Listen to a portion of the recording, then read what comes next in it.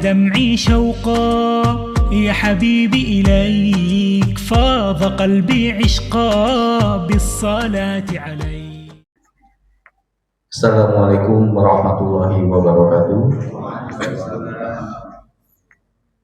Alhamdulillahirabbil alamin. Wassalatu wassalamu ala asyrofil anbiya'i wal mursalin sayyidina Muhammadin wa ala alihi washabbihi ajma'in. Amma ba'du.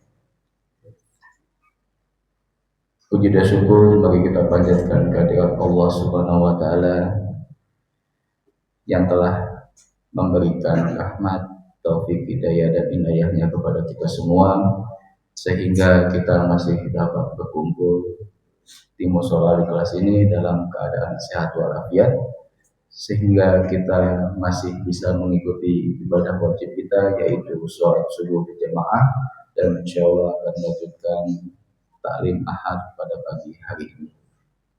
Semoga segala amal ibadah yang kita kerjakan diberikan ganjaran pahala dan mendapatkan kebaikan oleh Allah Subhanahu wa taala. Amin amin. Salawat serta salam semoga selalu tercurah kepada baginda Nabi besar Nabi Muhammad sallallahu alaihi wasallam, kepada keluarganya, kepada sahabatnya dan para pengikutnya, dan insya Allah semoga kita semua mendapatkan syafaat kelak yaumil akhir. Amin amin. Hadirin jemaah mushola kelas yang kami hormati, sebelum memulai taklim pada pagi hari ini, izinkan kami dari PKM menyampaikan beberapa maklumat. Maklumat yang pertama mengenai laporan keuangan mushola kelas pada bulan April 2026 di minggu yang kedua. Pada laporan keuangan minggu lalu pada tanggal 4 April 2026, keuangan sebesar Rp230.408. Total pemasukan dari tanggal 5 April sampai 11 April 2026 sebesar Rp4.413.500, dan total pengeluaran dari tanggal 8 sampai 12 April 2026 sebesar Rp2.834.639, sehingga total keuangan mushola kelas saat ini sebesar Rp2.9.269.000.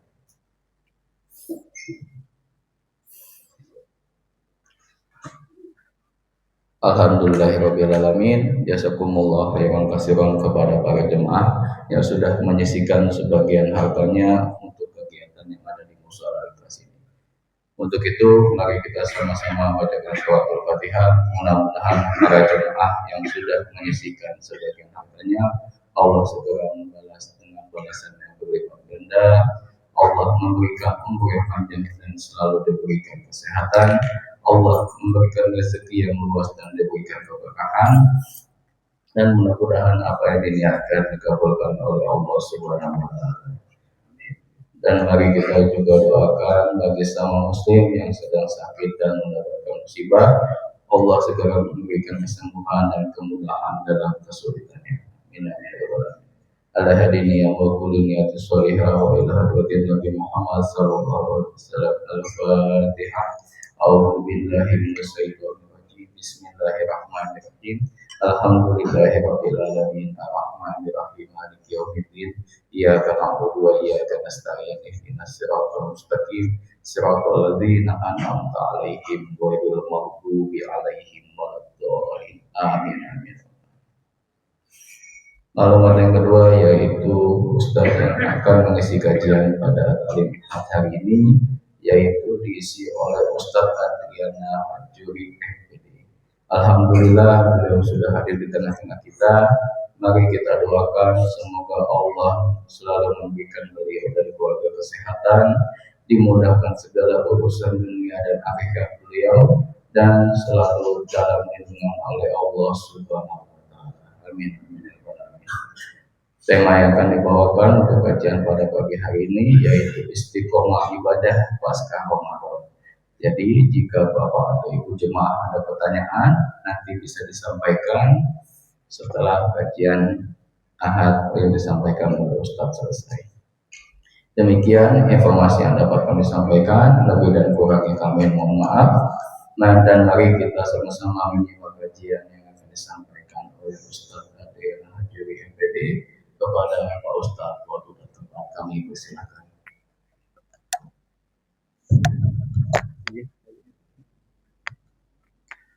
Bismillahirrahmanirrahim. Assalamualaikum warahmatullahi wabarakatuh. Alhamdulillahilladzi bi ni'matihi tatimmu shalihat. Wassalatu wassalamu ala sayyidina wa maulana Muhammadin sallallahu alaihi wasallam sayyidis sadat wa ala alihi wa ashabihi ahlul fadaili wal kamalat. Asyhadu an la ilaha illallah wahdahu la syarika lah wa asyhadu anna sayyidana wa nabiyyana Muhammadan abduhu wa rasuluh la nabiyya ba'dah. Amma ba'du, faqad qala Allah ta'ala fi ayatihil karimah, a'udzu billahi minasy syaithanir rajim, bismillahir rahmanir rahim. Ya ayyuhalladzina amanu taqullaha wal tanzur nafsum ma qaddamat lighad wattaqullaha innallaha khabirum bima ta'malun. Shadaqallahul aliyyul azim. Alhamdulillah, hadratul mukarramin wal muhtaramin. Pertama kita panjatkan puji syukur kita kehadirat Allah Subhanahu wa taala yang masih senantiasa melimpahkan nikmat-nikmatnya kepada kita semua. Salawat teriring salam pasti terlimpah curahkan kepada junjungan alam Sayyidul Anam, yakni baginda kita Nabi besar Muhammad sallallahu alaihi wasallam, kepada para keluarga beliau, para sahabat beliau, para tabi'in dan asba'at tabi'in, sampai kepada kita selaku umatnya. Mudah-mudahan kita semua telah mendapatkan syafaatul uzma di yaumul qiyamah nanti. Amin ya rabbal alamin. Alhamdulillah, Bapak Ibu yang dimuliakan Allah Subhanahu wa taala, kita kurang lebih sudah 3 pekan, benar Pak ya? 3 pekan ditinggalkan oleh bulan suci Ramadan. Nah, sebagaimana ada sebuah istilah menyebutkan ada qabla, ada inda, ada ba'da. Qabla berarti sebelum. Inda berarti ketika atau sedang, ya. Dan ba'da, yakni setelah. Qabla dan inda sudah terlewat. Qabla sebelum Ramadan, kalau ini kita kaitkan dengan Ramadan. Qabla sebelum Ramadan, ketika kemarin kita bertemu Ramadan, itu ternyata nikmat yang luar biasa yang Allah berikan kepada kita. Salah satu doa yang Allah kabulkan. Betul Pak? Kan dari bulan Rajab kita diajarkan oleh guru-guru ya. Allahumma barik lana fi Rajab wa Sya'ban wa ballighna Ramadan. Minta disampaikan usia kita bertemu dengan bulan suci Ramadan. Sudah bertemu dengan Ramadan. Indah kemarin sudah kita laksanakan, sudah kita lewati Ramadan, maka ini kita tiba saatnya, yakni ba'da Ramadan, yakni pasca Ramadan. Maka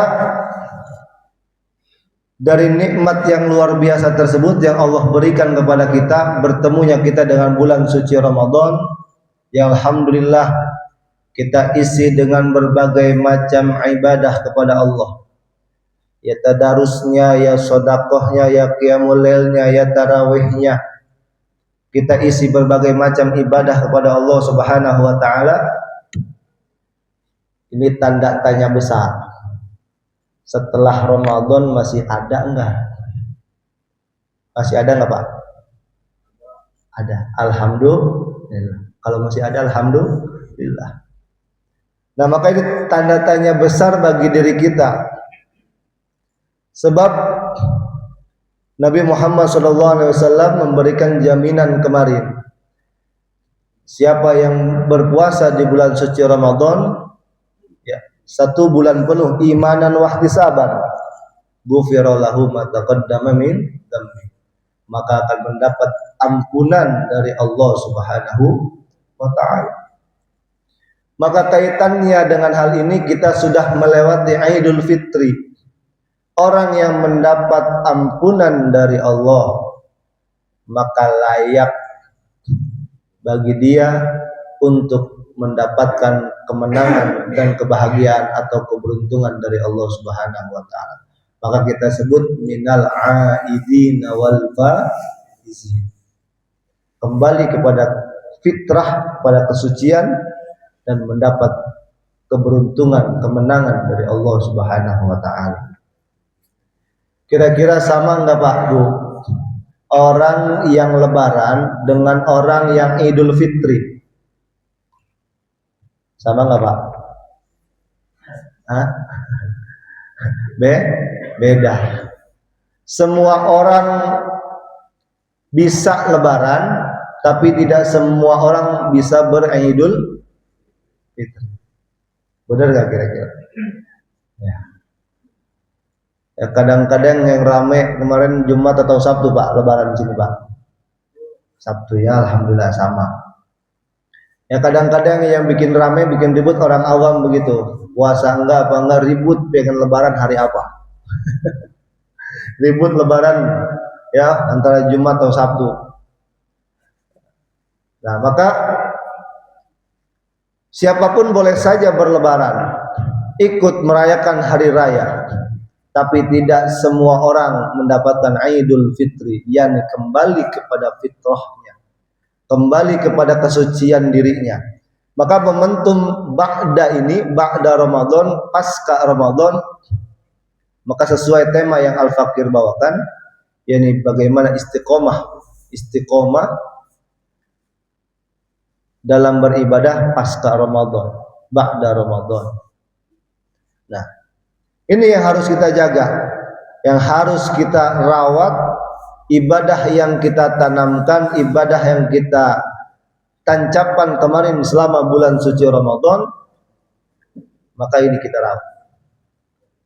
Maka ada sebuah hikmah yang diungkapkan, laisal aid liman labisal jadid, walakinnal aid liman ta'atuhu tazid. Hari raya Aid itu bukan untuk orang yang memakai pakaian baru, melainkan Aid itu adalah untuk orang yang ketaatannya terus bertambah kepada Allah Subhanahu wa taala. Nah, momentum Idul Fitri kemarin momentum final kita ketika bulan suci Ramadan. Maka setelah final kemarin, setelah melewati Idul Fitri, nah, taat kita bertambah tidak? Taat kita minimalnya masih bertahan tidak? Seperti dengan apa yang kita lakukan selama bulan suci Ramadan. Maka mempertahankan ini tidak gampang. Ya, mempertahankan nilai-nilai kesucian dari sejak Idul Fitri kemarin sampai dengan Ramadan tahun depan, sampai dengan Ramadan yang akan datang. Kan 11 bulan, Pak, ya. Enggak gampang. 11 bulan. Ya, Bapak Ibu yang dimuliakan Allah Subhanahu wa taala, maka sekarang kita tidak membahas tentang Ramadan lagi. Kita tidak membahas tentang apa itu Lailatul Qadar, tidak membahas tentang apa itu zakat fitrah. Karena waktu pasti berlalu. Ramadan pasti akan meninggalkan kita. Ramadan akan datang lagi tahun depan. Tapi kalau Ramadan itu bisa ngomong, Pak, ya aku tahun depan akan kembali lagi, tapi kamu masih ada atau tidak? Kalau Ramadan bisa ngomong gitu. Ya. Wa tilkal ayyamu nudawiluha bainan nas. Allah akan mempergilirkan hari ya di antara manusia. Ramadan terus akan datang. Ya, Ramadan akan datang, tapi apakah kita masih diberikan kesempatan oleh Allah Subhanahu wa taala? Maka setidaknya pada momentum yang mulia ini ada 3 kiat agar kita istiqomah dalam beribadah. Ya, sebelum Al-Fakir menyebutkan 3 kiat tersebut, pernah dengar Pak, Bu, kisah akal dan nafsu pernah? Ya. Nah, kisah antara akal dan nafsu ini dikaitkan dengan kemarin Ramadan yang kita lakukan. Siapa di sini yang nggak punya hawa nafsu? Ada? Ya. Kita semua pasti punya hawa nafsu. Maka suatu ketika Allah Subhanahu wa taala memanggil nih makhluknya yang bernama akal dan nafsu. Yang pertama Allah panggil akal. Wahai akal, saya mau bertanya. Bertanya apa ya Allah? Man ana wa man anta. Apa artinya Pak? Siapa saya, siapakah kamu? Kata siapa ini? Kata siapa? Allah. Ya. Kata Allah Subhanahu wa taala nanya ke akal. Lalu si akal menjawab, ya Allah, anta Rabbi wa ana abduka. Engkau adalah Tuhanku dan aku adalah hamba-Mu. Kata siapa ini? Akal. Akal jawab demikian. Kira-kira dengan jawaban begitu lolos enggak sih akal dari ujian Allah ini? Lolos. Maka sebagiannya kita sebagai hamba Allah mesti menjawab seperti jawaban akal. Dan lalu Allah memanggil hambanya, makhluknya yang kedua yang bernama nafsu. Nafsu ini dipanggil oleh Allah. Wahai nafsu, kemari. Ya Allah, saya mau bertanya. Ya, nanya apa ya Allah? Man ana wa man anta. Siapa saya, siapa kamu? Apa jawaban nafsu? Ana wa anta. Apa artinya Pak? Kalau bahasa Betawinya gimana? Lah, lulu gue. Kira-kira bayangannya kalau Bapak punya anak ditanya begitu Pak. Nah, saya siapa, kamu siapa? Lah, kamu saya. Kira-kira diapain itu anak? Alhamdulillah min dzalik. Ini ke Allah Subhanahu wa taala yang menciptakan alam semesta. Nah, akhirnya Allah murka. Kita ngedengar anak kalau jawab begitu parah. Allah murka, maka dihukumlah ini si nafsu ke nerakanya Allah kurang lebih 1000 tahun. Singkat cerita, setelah masa hukuman si nafsu ini selesai, dipanggil lagi si nafsu. Allah kira bakal kapok kali, bakal sadar kali. Nah, wahai nafsu, kembali lagi. Ya Allah, ada apa lagi? Saya mau nanya lagi, man ana wa man anta. Apa kata nafsu setelah dihukum itu? Ana wa anta. Jawabannya masih sama. Na'udzubillah min dzalik. Udah dihukum, ya katakanlah dikurung, tapi jawab masih sama. Lantas Allah murka lagi dengan jawaban begitu. Ini nafsu luar biasa. Nafsu susah banget untuk jawab, ngakuin bahwa saya ini Tuhan, kata Allah. Maka dihukumlah nafsu. ke neraka lagi. Tapi Allah punya banyak pintu neraka, Pak.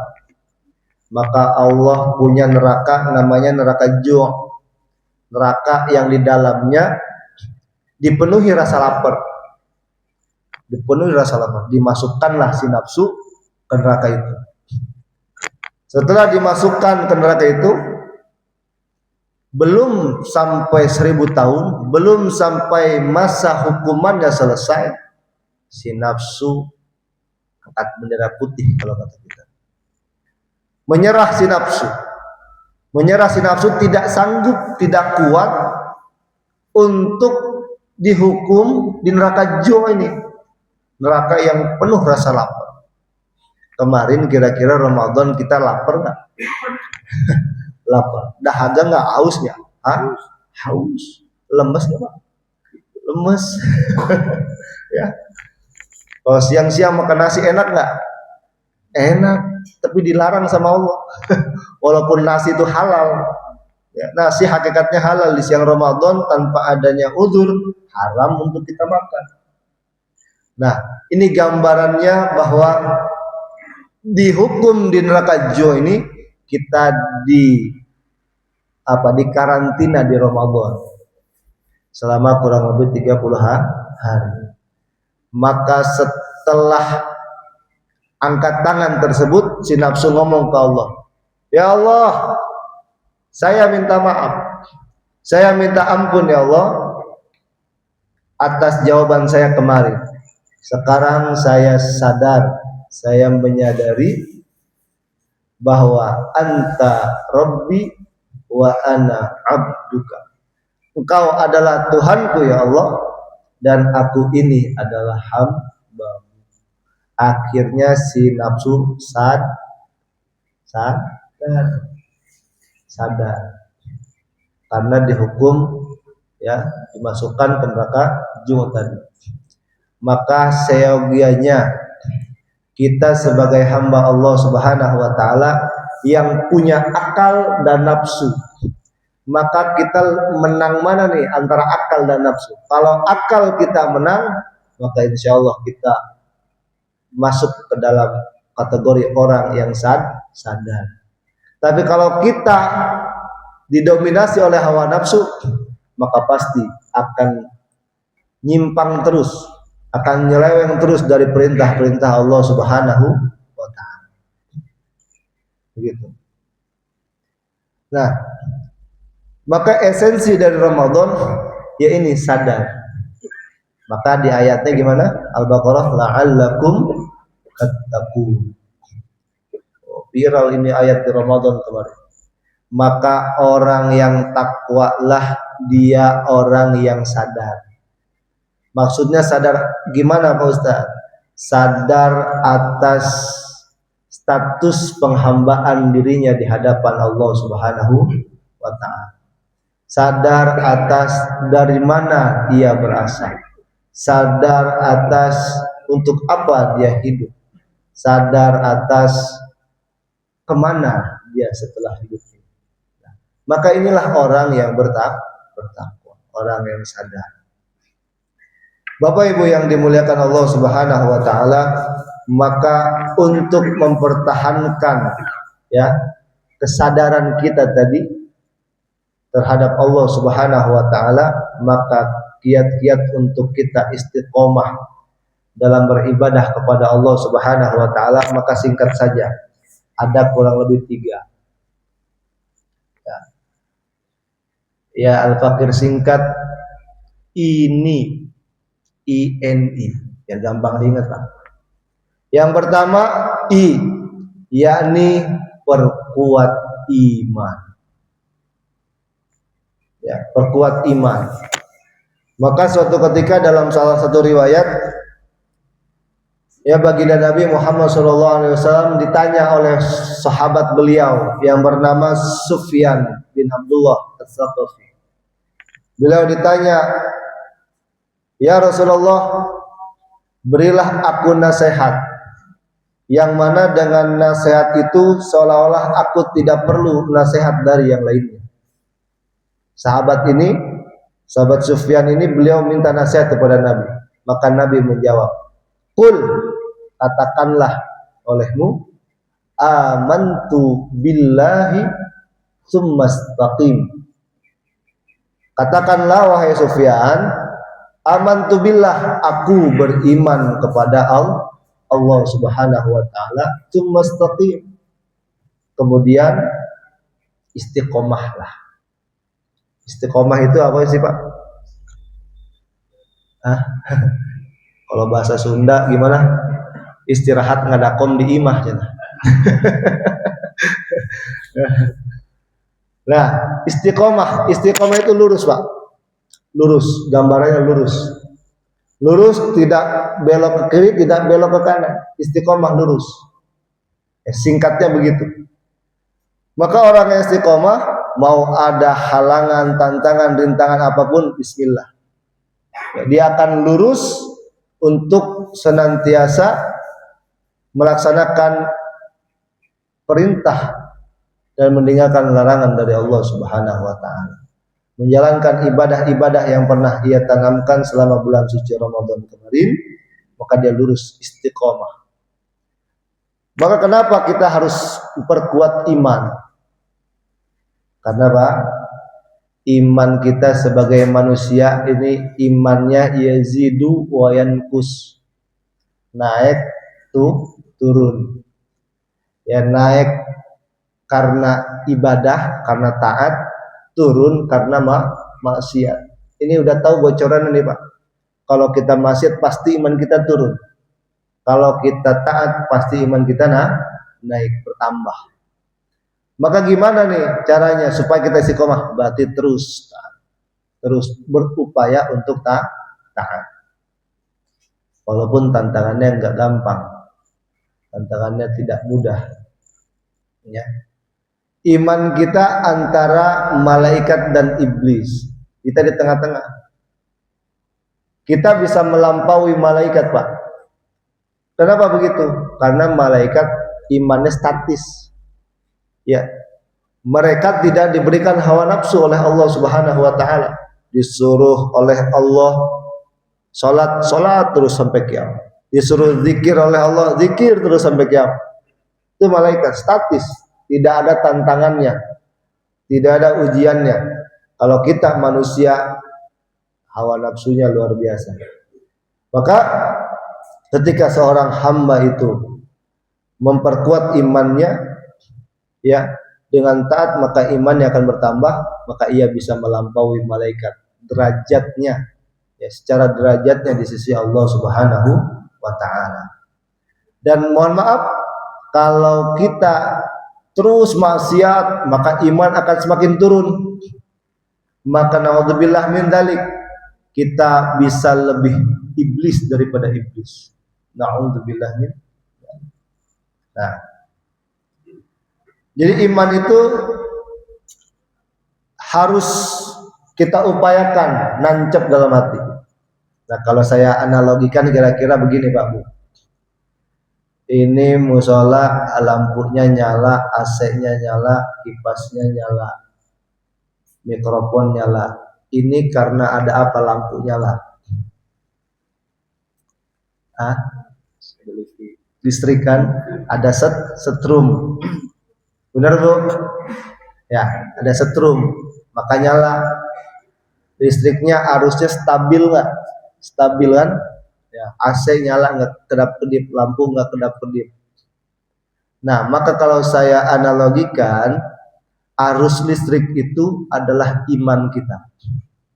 Iman yang menggerakkan kita, yang mendorong kita untuk bisa beribadah kepada Allah.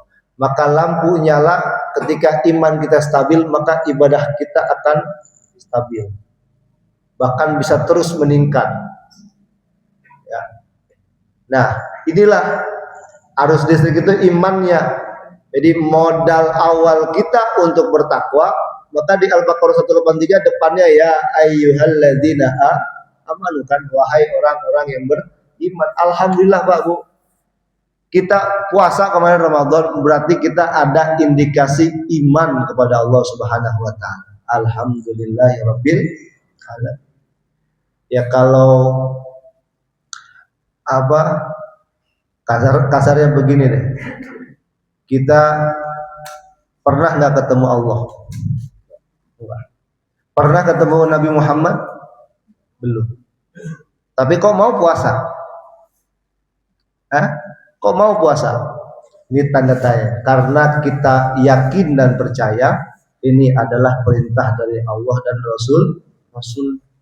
Berarti orang yang puasa kemarin, berarti alhamdulillah kita ada indikasi iman kepada Allah Subhanahu wa taala.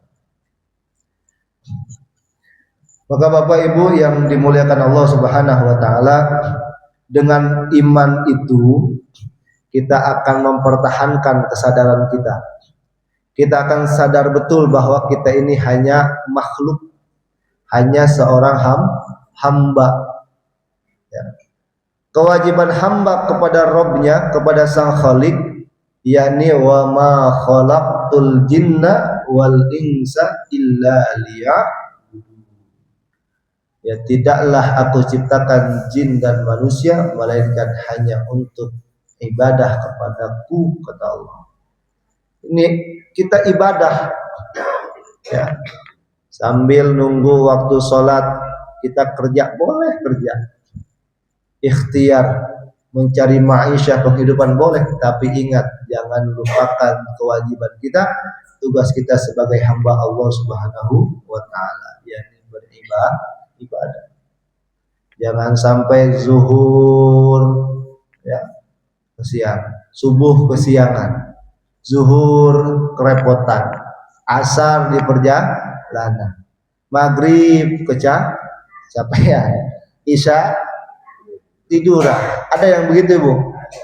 Ada orang di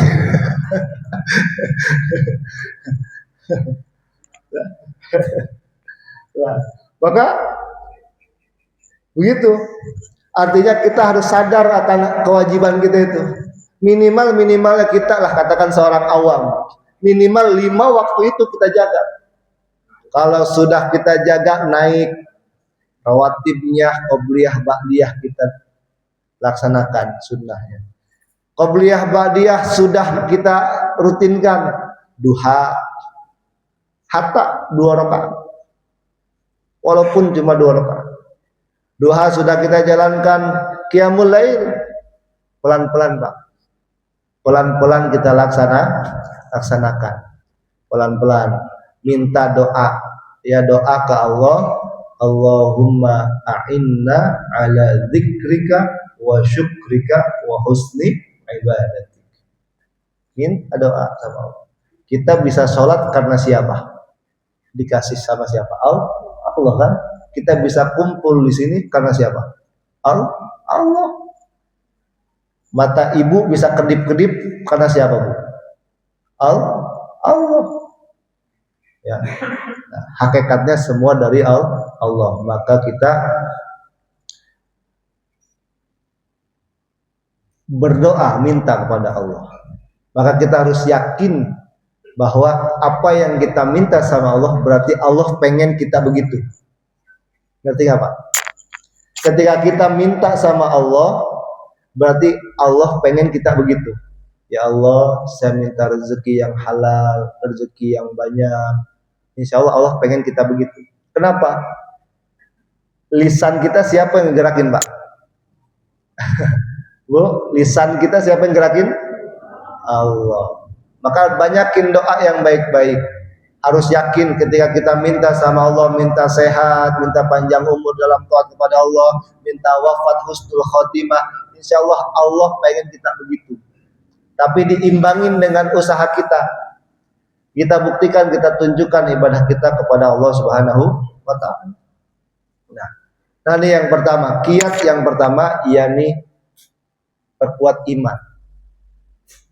Terus yang kedua, Bapak Ibu yang dimuliakan Allah Subhanahu wa taala, tadi ini, yang kedua luruskan niat. Niat kita nih, pasca Ramadan ini banyak perubahan yang signifikan. Ramadan nuansanya jauh beda kan? Ramadan nuansanya beda. Dengan sekarang pasca Ramadan, wah, berubah sekali. ya, maka niat kita pasang. Kita pasang sebaik mungkin, kita luruskan niat kita. Ya, sebagaimana baginda Nabi Muhammad SAW menyebutkan innamal a'malu binniyat. Sesungguhnya setiap amal perbuatan itu tergantung di niat. Wa innama likulli imri'in ma nawa. Dan setiap orang akan mendapatkan apa yang ia niatkan. Niat saja dulu, niat dulu. Saya kemarin Ramadan saya duha lancar. Saya niat harus lancar juga duhanya pasca Ramadan. Oh, kemarin saya qiyamul lail ketika Ramadan rutin tiap malam. Saya niat untuk melaksanakan qiyamul lail juga. Oh, kemarin Ramadan saya tadarusnya lancar. Saya niat pasca Ramadan lancar juga. Makanya luruskan niat. Tapi memang tadi saya bilang ujiannya nggak gampang. Ujiannya gampang, tantangannya tidak mudah. Tidak mudah. Ya. Nah, Bapak Ibu yang dimuliakan Allah Subhanahu wa taala, ketika seseorang niatnya sudah lurus. Niat lurus ini gimana maksudnya? Nah, ada salah satu riwayat menyebutkan baginda Nabi memberikan wasiat kepada Abu Dzar Al-Ghifari. Beliau menyampaikan, ya Abu Dzarrin, ada 4 wasiat beliau, salah satunya adalah tentang niat. Ya Abu Dzarrin, jaddidis safinah fa innal bahra amiq. Wahai Abu Dzar, perbaharuilah perahumu karena sesungguhnya lautan ini, samudra ini sangat luas. Kalau nyebrang lautan, nyebrang samudra, ya perahunya sudah kecil, jelek lagi. Kira-kira kelelep nggak di tengah-tengah, Pak? Ya, ombak gede. Maka apa yang harus kita lakukan? Perahunya dibagusin, kalau bisa digedein kan, supaya kokoh dari besi segala macam. Ya, bagaimana untuk kuat menahan ombak? Ya. Maka Imam Nawawi Al-Bantani beliau mensyarahkan hadis ini, menjelaskan tentang hadis ini. Yang dimaksud perbaharui perahumu di sini adalah tahsinun niyah, memperbaharui niat kita. Niat kita diperbaharui. Ini kita mau nyebrang jauh, niat kita dibagusin, perahu kita dibagusin supaya kita enggak kelelep di tengah jalan. Ombak ada, ya tantangan enggak sedikit, tantangan banyak, rintangan luar biasa. Maka niat kita perbesar. Apa niat yang bagus? Lillahi ta'ala. Kita kan kalau sholat lillahi ta'ala, maka niatkan, saya mau ke mushola, bismillah lillahi ta'ala. Ya, apapun kita niatkan lillahi ta'ala. Kadang-kadang tuh Pak Bu, bisikan itu ada. Keren nih ke mushola, pakai pakaian bagus, ya minyak wangi mahal, ya di shop paling depan deh, pokoknya keren dah, udah bawa sorban segala macam. Itu bisikan-bisikan itu di hati kadang-kadang ada, ya. Maka kita niatkan dalam hati, istighfar, saya niat karena Allah Ta'ala. Maka meluruskan niat ini, ya, sangat dianjurkan bagi kita dalam langkah kita taqarrub, mendekatkan diri kita kepada Allah Subhanahu wa taala. Maka ketika seseorang sudah lurus niatnya, murni hanya mengharapkan ridho Allah Subhanahu wa taala, ya, mau dalam aktivitas ibadah mahdhah yang langsung kepada Allah maupun ghairu mahdhah yang tidak langsung, maka nanti Allah dan Rasulnya yang akan membimbing kita untuk istiqomah dalam menjalani kehidupan. Kita minta tolong, minta bantu ke Allah. Untuk istiqomah minta bantu ke Allah, doa sama Allah. Kita bukan apa-apa, bukan siapa-siapa. Minta sama Allah, ya Allah bantu saya untuk istiqomah. Ya Allah bantu saya untuk ibadah. Ya Allah bantu saya untuk kuat menjalankan kewajibanmu. Minta sama Allah. Ya Allah bantu saya untuk bangun malam. Ya Allah bantu saya untuk sholat duha. Ya Allah bantu saya untuk ibadah-ibadah lainnya. Maka Bapak Ibu, ketika contohlah sholat duha misalkan, sholat duha umumnya kita minta rezeki kan ya, minta rezeki sama Allah, rezeki halal, baik, banyak, nggak capek nyarinya, gitu ya. Maka hakikatnya justru rezeki yang paling gede bukan apa yang kita minta. Rezeki paling besar itu adalah ketika kita bisa melaksanakan sholat duha itu sendiri. Ya Pak, kita bisa sholat duha aja, itu udah nikmat paling besar. Kita bisa qiyamul lail, itu sudah nikmat yang paling besar daripada doa-doa yang kita panjatkan. Tetap kita dianjurkan berdoa tetap. Ya. Ini perbandingan nikmatnya luar biasa. Nah, Bapak Ibu yang dimuliakan Allah Subhanahu wa taala, maka yang kedua ini meluruskan niat kita lillahi ta'ala. Bukankah kita setiap sholat inna sholati wa nusuki wa mahyaya wa mamati lillahi rabbil alamin. Sesungguhnya sholatku, ibadahku, hidupku dan matiku hanya untuk Allah Subhanahu wa ta'ala. Maka lillahi ta'ala ini simpel saja. Saya diajarkan oleh guru, udah kalau mau ngapa-ngapain, khususnya hal-hal baik, nawaitu lillahi ta'ala. Udah beres.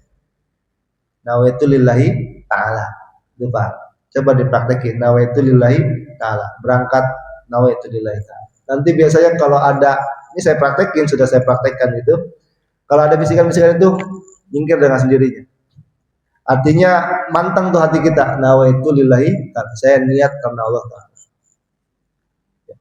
Kita manusia biasa kadang-kadang dihinggapi rasa itu, rasa ring tidak baik.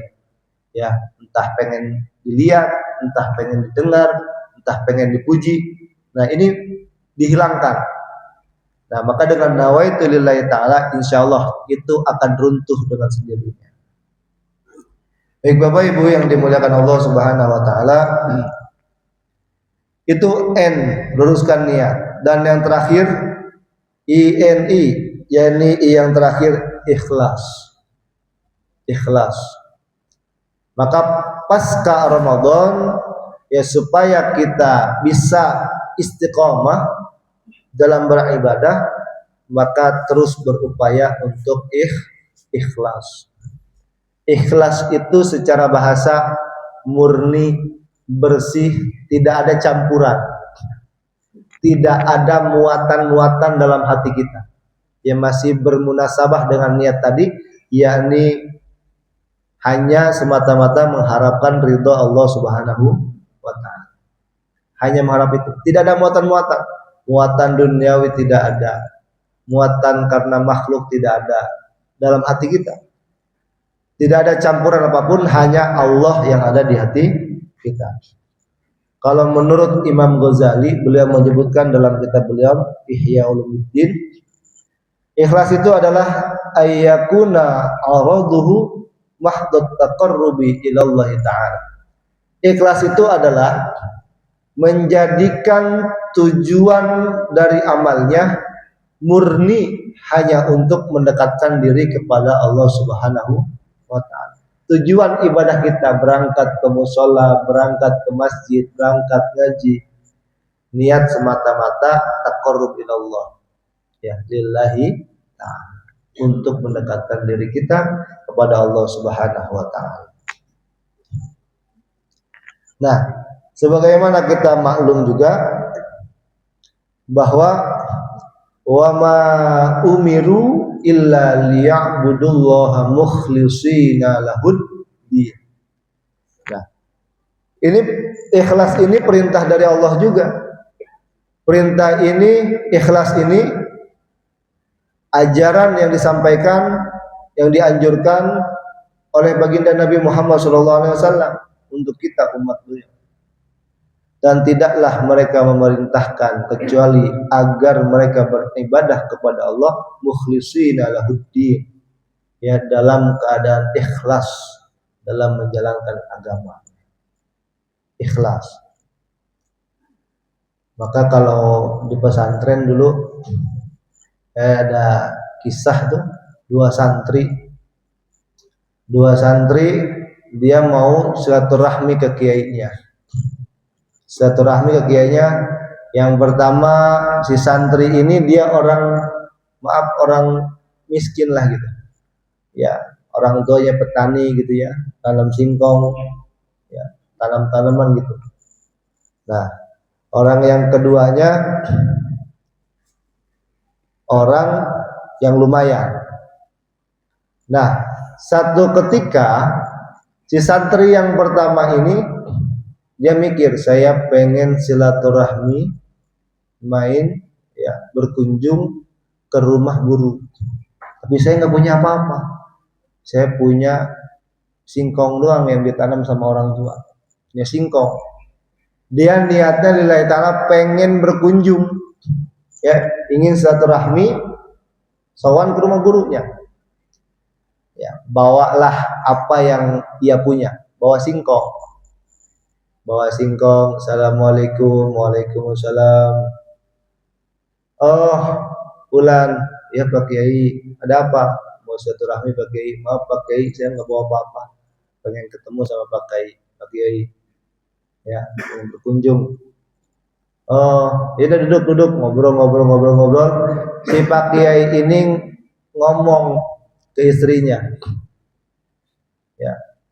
Kebiasaan Kiai ini kalau ada tamu, apalagi santrinya, kalau ada tamu ngasih apa aja yang mereka punya. Nah, kata Kiai, kita punya apa di rumah? Nggak punya apa-apa, kata Pak Kiai. Serius? Iya, nggak punya apa-apa. Kita cuma punya kambing satu di belakang. Oh, ya kambing satu di belakang ya. Nah sudah begini, itu ada santri kesini main tuh bawa singkong. Nah, kita kan biasa kalau ada namu ngasih sesuatu. Nah, maka si santri ini, ya, ketika dia pulang, kiainya keluar. Nah, jangan pulang dulu sebentar. Nih bawa sedikit. Dikasih itu kambing si kiai. Dikasih kambing. Kasih kambing. Nah, santri yang kedua ngelihat kejadian ini, Pak. Santri kedua ngelihat. Nah, wah, subhanallah. Dia kayaknya tadi bawa singkong doang seplastik tuh. Pulang dibawain kambing. Wah, coba saya bawa kambing, saya dikasih kebo mas ini. Niatnya sudah jelek. Niat santri yang kedua ini sudah berubah, sudah jelek. Cobalah si fulan aja tadi cuma bawa singkong, berapa duit sih singkong? Pulang bawa kambing, wah luar biasa. Berapa kali lipat coba? Coba saya bawa kambing lah ke rumah. Saya nyari kambing dulu, mau ke rumah Pak Kiai main. Assalamualaikum Pak Kiai. Waalaikumsalam. Fulan. Ya Pak Kiai, ada apa? Mau main Pak Kiai, maaf saya nggak bawa apa-apa, saya bawa kambing doang satu. Dalam hati, kebo dapat kebo kayak ini. Oh ya silakan duduk. Nanya lagi kayak tadi si Pak Kiai ini ke istrinya, Bu, ada apa di rumah? Nggak ada apa-apa, ya.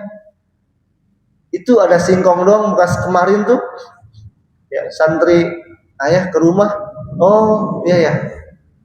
Sudah selesai beres silaturahmi, ngobrol pulang, si santri ini dikasih tentengan sama Pak Kiai, yaitu singkong. Dikasih singkong, ya, karena dia berharap bahwa yang pertama tadi bawa singkong dikasih kambing, kalau dia bawa kambing ke situ dia dapat kebo. Nah, padahal yang dikasih oleh Pak Kiai akhirnya dia dapat singkong. Nah, maksudnya apa dari kisah ini? Ya, maka ketika kita ikhlas apa yang kita lakukan, yang kita kerjakan ikhlas, apapun hasilnya, maka kita semata-mata ikhlas menerima. Ikhlas enteng hati kita, Pak. Tidak ada muatan, tidak ada campuran di hati kita. Kita beribadah dapat pujian dari orang, dipuji oleh orang. Oh, masya Allah, Bapak rajin banget musolnya. Alhamdulillah saya pengen kayak Bapak begini. dipuji, alhamdulillah mudah-mudahan begini, dipuji. Ya, maka biasa aja. Orang yang ikhlas biasa aja. Terus misalkan dihina, dia mah rajin juga, ada maunya ke musola. Ya, dia mah rajin juga, bla bla bla lah, dicela, dihina begitu. Nah, maka orang yang ikhlas itu biasa saja menanggapi itu. Jadi mau dihina tidak tumbang, mau dipuji tidak melayang. Kira-kira begitu. Bismillah, lurus dia. Ya. Lillahi ta'ala, nawaitu lillahi ta'ala. Nah, niat ketika niat kita lurus, ikhlas, ya, maka Allah Subhanahu wa taala akan memberikan seluruh hikmah dan manfaat dari ikhlas itu sendiri, ya, dari ibadah yang dilakukan oleh seorang hamba. Allah akan mengembalikan itu dengan bentuk keridhaan dari Allah Subhanahu wa taala. Kalau orang sudah ikhlas, insya Allah potensi Allah ridho kepada kita itu sangat besar. Ketika kita ikhlas kepada Allah dalam beribadah, maka keridhaan Allah akan terbentang luas. Ya. Maka sebagaimana dalam firman Allah Subhanahu wa taala, wa may yurid thawabad dunya nu'tihi minha. Dan siapa orang yang menginginkan pahala dunia, maka Allah akan kasih pahala dunia. Maka tadi santri yang kedua pengennya dunia kan, ya, dia bawa kambing malah dikasih singkong. Dan selanjutnya wa may yurid thawabal akhirata nu'tihi minha. Dan siapa orang yang dia hanya mengharapkan pahala akhirat, maka Allah akan kasih. Santri yang pertama tadi, dia datang ke kiainya ikhlas, niat, dia nggak punya apa-apa, orang biasa, orang kurang mampu, bahkan dia punya singkong orang tuanya, dibawalah seadanya. Ikhlas, dia tidak mengharapkan apa-apa, pulang bawa kambing. Ya. Maka pahala akhirat akan Allah berikan juga. Tergantung apa yang ada di hati kita ikhlasnya, atau ada muatan, atau pengen dipuji, atau ingin mendapatkan imbalan dan lain sebagainya, maka akan dikasih sama Allah. Kita ibadah pengen dapat pujian, dapat dikasih sama Allah, ini mah kan berupa ganjaran dunia. Tapi pahala akhirat ya belum tentu. Bapak Ibu yang dimuliakan Allah Subhanahu wa taala, ya barangkali itu kiat-kiat agar kita berupaya istiqomah ya dalam ibadah kita pasca Ramadan ini. Ya singkatlah biar bisa diingat, ini I-nya perkuat iman, N-nya luruskan niat, I yang terakhir berupaya ikhlas. Wallahu a'lam bishawab. Ya, demikian, silakan. Mungkin ada tanya. Demikian kajian yang telah disampaikan oleh Ustadz dari Ma'had BNPD. Jika ada pertanyaan dari Bapak atau Ibu jemaah terkait apa yang tadi disampaikan, kami persilakan.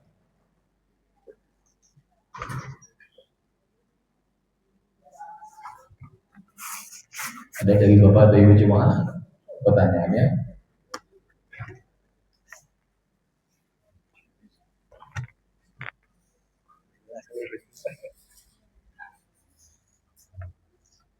Kalau gitu saya izin bertanya Pak Ustadz sebagai pembuka Ustadz, bahwa yang tadi disampaikan untuk istiqomah itu memang tidaklah mudah Pak Ustadz.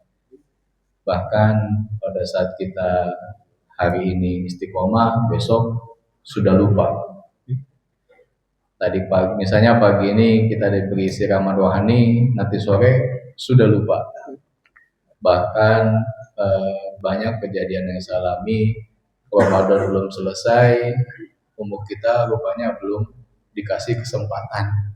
Setelah Ramadan udah maaf-maafan, rupanya kita nggak bisa ketemu Ramadan di tahun depan.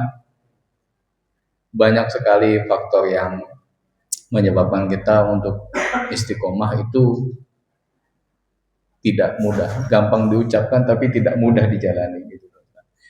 Bagaimana caranya agar kita bisa selalu tetap niat lurus sampai nanti Allah sudah memberikan kita bahwa kita sudah cukup untuk berada di dunia ini, Ustaz.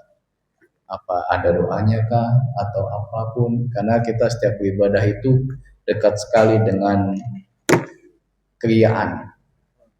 Kita datang ke masjid, ke musola, orang melihat kita, ada yang berucap baik, ada berucap yang buruk. Bahkan niat kita jalan ke musola, salah sedikit aja niat kita, yang niatnya jadi baik bercampur dengan kesombongan. Memberikan sedekah juga seperti itu. Banyak hal-hal yang menyebabkan istiqomah kita yang harusnya niat kita lillahi ta'ala rupanya melenceng hanya karena dilihat oleh manusia. Gimana itu, Ustaz? Ya, terima kasih Pak Ustaz, pertanyaan yang luar biasa. Jadi punten Bapak dan Ibu, istiqomah ini ya, merupakan cara untuk kita mendapatkan kemuliaan di sisi Allah Subhanahu wa Ta'ala. Orang yang istiqomah insya Allah derajatnya mulia di sisi Allah, walaupun di hadapan manusia biasa-biasa saja mungkin. Nah, ketika kita istiqomah, iblis, setan itu enggak senang. Iblis, setan itu enggak senang ya kepada orang-orang yang mau beribadah. Kan memang sudah janji iblis ketika dikeluarkan dari surga Allah, yang ganggu manusia. Tapi kata Allah, silakan ganggu kecuali orang-orang yang ikhlas dari hamba-hambaku. Orang yang ikhlas insya Allah dia tidak hiraukan begitu. Pujian pasti ada, celaan pasti ada. Ya maka cara kita untuk supaya lurus niat kita, supaya ikhlas kita selalu ada dalam hati kita, maka yang pertama yakni sebetulnya tadi udah ada yang disampaikan. Ya. Menghadapi pujian ataupun celaan itu kita anggap sama saja, biasa saja, karena itu mah sudah manusiawi. Ya, manusiawi. Kalau kita rajin pasti dipuji, kalau kita malas pasti kita dicela. Ya. Nah maka si setan ini tidak akan diam, Pak. Ketika seorang hamba dia bermaksiat terus sama setan ini, diangon maksudnya. Terus enak maksiat nih, ya terus diteruskan maksiatnya. Tapi ketika hamba tersebut katakanlah berhijrah kepada Allah, sudah tidak maksiat lagi, sering taat, selalu ke musola, selalu ke masjid. Nah, Allah membisikkan lagi tadi sombong. Udah keren sekarang nih, udah hijrah sekarang nih. Wah, keren. Wah, paling hebat kayaknya sekarang. Tuh, rasa begitu artinya pasti akan muncul pada setiap orang. Maka ini kita olah sedemikian rupa. Setiap orang pasti pernah mengalami begitu. Ya, pernah mengalami begitu, maka kita olah rasa ini supaya hilang. Maka tadi katakanlah kiat-kiat juga ya untuk supaya kita lurus niat, ya, supaya kita ikhlas. Maka yang pertama, menghadapi ujian ataupun celaan itu sama saja, artinya dianggap biasa saja. Karena tadi kita dari awal sudah nawaitu lillahi ta'ala, saya niat karena Allah ta'ala. Itu satu, ya, itu niatnya sudah karena Allah. Ya, Pak Ustadz naik turun, saya istiqomah nih udah 7 hari, hari ke-8 ya tumbang lagi. Ya wajar, memang pasti naik turun. Buru-buru istighfar untuk bangkit kembali, untuk bisa mempertahankan kembali apa yang sudah kita upayakan, ibadah yang kita usahakan. Gitu.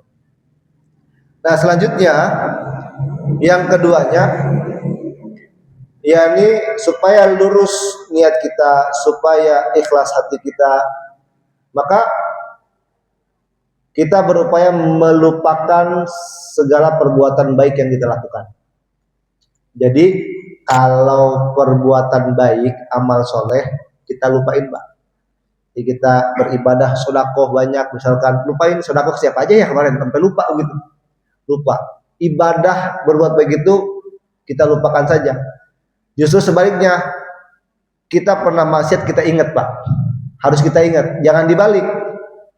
Kita pernah berbuat dosa, kita pernah berbuat maksiat, kita lupain.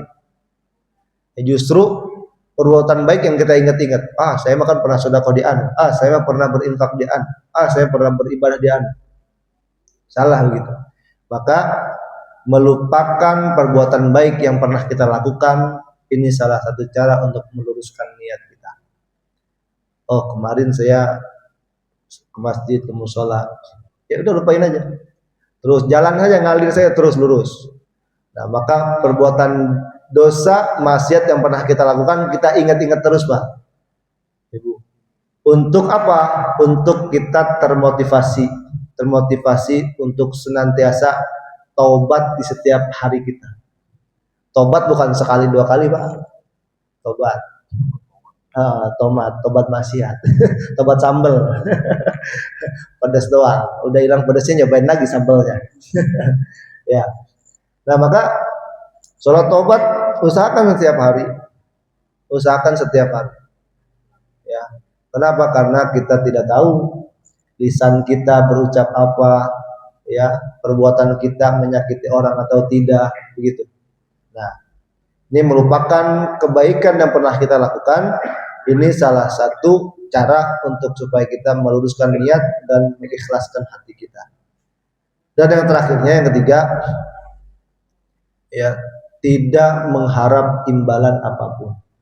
Nah, ini berat.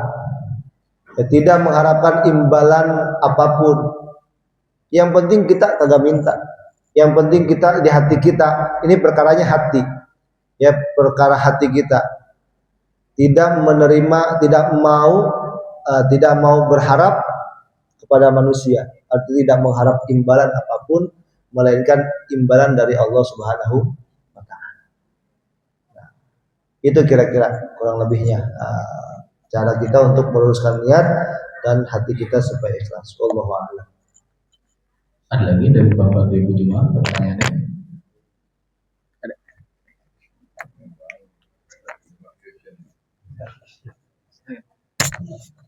Assalamualaikum warahmatullahi wabarakatuh, Pak Ustadz. Waalaikumsalam. Izin bertanya tapi maaf di luar tema. Insyaallah. Orang tua saya kan non Muslim. Saat meninggal itu kan ada tradisi yang harus saya lakukan yang di luar Islam. Saya sudah pernah bilang kalau misalnya itu saya tidak mau. Tapi kan ada di belakangnya itu yang bilang kurang sopan karena enggak menghormati orang tua segala macam. Terpaksa saya lakukan dengan istighfar. Semuanya saya lakukan tapi di belakang itu saya istighfar. Apakah dengan melakukan itu saya sudah keluar dari Islam? Apakah perlu syahadat ulang? Kalau perlu syahadat ulang, sedangkan orang tua saya yang orang ibu masih ada, akan terjadi lagi saat orang tua saya meninggal. Apa yang harus saya lakukan? Terima kasih. Wah, luar biasa itu pertanyaannya. Lebih. Ya, alhamdulillah. Tradisi apa itu ya? Kalau saya boleh tahu. Terus kayak misalnya jam pagi, siang, malam itu kalau misalkan itu panggil kayak makan gitu, papi makan. Ya. Nah terus kayak misalnya ambil dari air kali, basuh mukanya. Banyak yang dilakukan terus setiap dari itu tuh selalu dilakukan kayak bakar uang mati buat dia. Iya.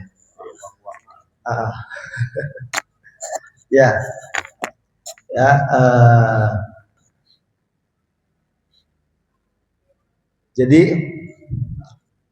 alhamdulillah pertanyaan langka ini sebenarnya kalau di antara kita. Alhamdulillah, terima kasih pertanyaannya. Ya, bahwa hal-hal demikian memang dalam ajaran kita ajaran Islam gitu ya, tidak dibenarkan. Memang satu sisi kita kalau bakti kepada orang tua ya memang masih wajib walaupun berbeda agama gitu. Tetap dalam ajaran Islam diajarkan berbakti kepada orang tua walaupun orang tua kita non muslim. Ya.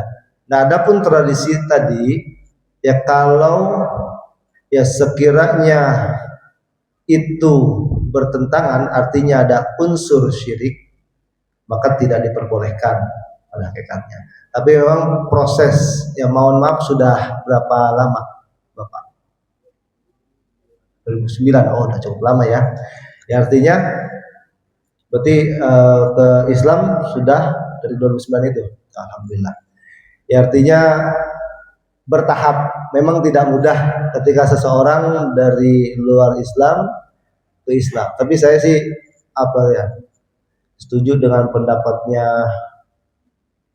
Dondi itu ya, yang Donditan itu hakikatnya seorang yang masuk ke dalam agama Islam itu bukan masuk sebenarnya, mereka menyempurnakan agamanya. Kalau dia Nasrani sebelumnya masuk ke agama Islam, dia sedang menyempurnakan. Kan di agama kita ayat terakhir al-yauma akmaltu lakum dinakum. Ya. Maka dengan tradisi tadi ya, kalau ada indikasi syirik dalam ajaran kita maka baiknya dihindari.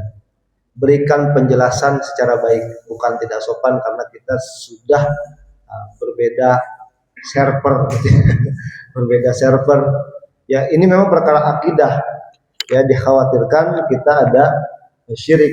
Jadi ya kalau ada unsur syirik ya otomatis kita wajib bersyahadat ulang ya, syahadat gratis memang syahadat kita mengucapkan sudah otomatis. Makanya di dalam sholat kita Imam Ghazali menekankan dalam kalimat syahadat kita sangat fokus di situ.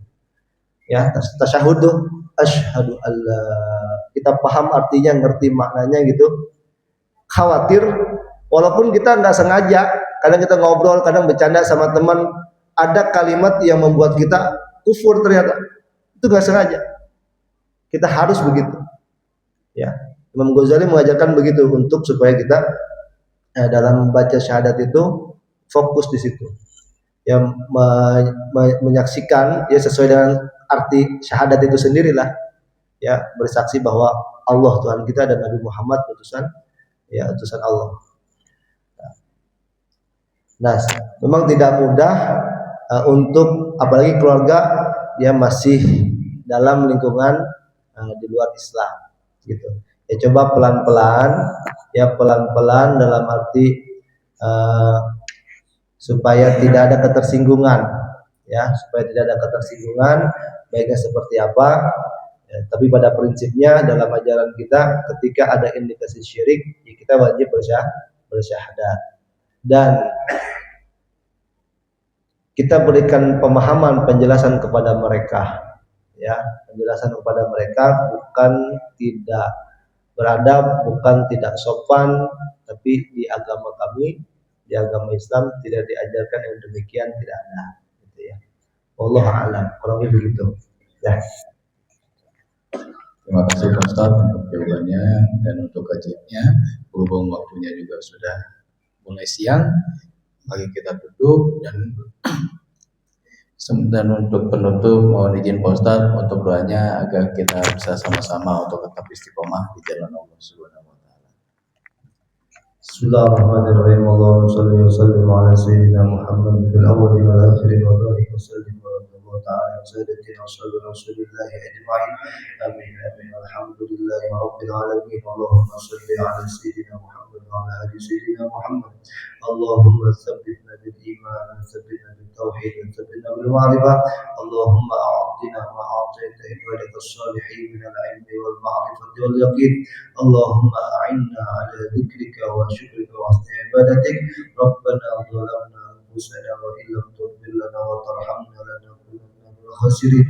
Rabbana ighfir lana wa liwalidina warhamhum kama rabbayana shighara.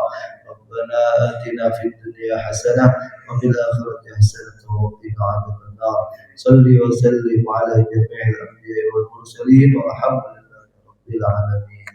Yang fakir mengucapkan terima kasih dan mohon maaf atas segala kekurangan dan kekhilafan.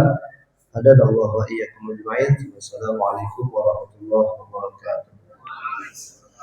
Terima kasih untuk para jemaah kehadiran yang pada pagi hari ini. Semoga kita tetap istiqomah dan semoga Allah memberikan umur yang panjang agar kita bisa terus untuk mengikuti talimahat yang diadakan oleh DKM Solidaritas.